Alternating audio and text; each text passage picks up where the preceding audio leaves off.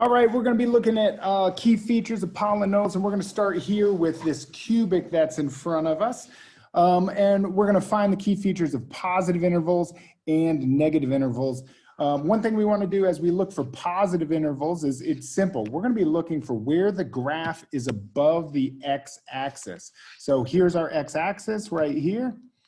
And we're just going to be defining where it's above the x-axis. So if I take this a pen and we start looking for, I know that between these two values, it is above the x-axis. It is way above there.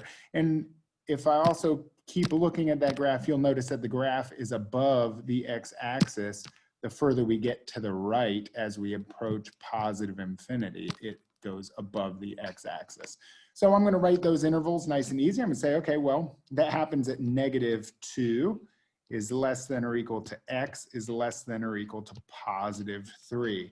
If those numbers didn't come out perfect like they do on this graph, I would just click on those values on the roots and I'd get those values. I can also write this in interval notation. I would say, well, I would just write -2 in parentheses, comma, 3. Remember that 0 is not positive nor negative, and therefore it is not, those values are not included. And then I would say, okay, well, x is greater than 5, or we can write that also in interval notation, and we would say, okay, we've got the value of 5, and we are going to infinity. Now, when we go to the negative intervals, it's the opposite view is, well, we're looking for what is below the x-axis. So I'm just looking for those pieces. So I come and I look for shading the x-axis that has the graph below it. Okay, and you'll see that over in those two locations.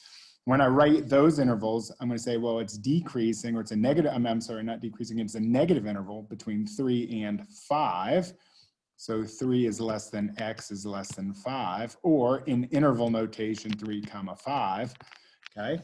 And then we also go back over to the other side, and over here on the left towards this end behavior thought process on this, I'm going to say, okay, well, this was at -infinity, okay? And it is way below the x-axis, all the way up until we get to this -2, okay? So let's write that statement, x is less than -2, or we can say from -infinity all the way up to -2, but not including -2 because that's where it's 0.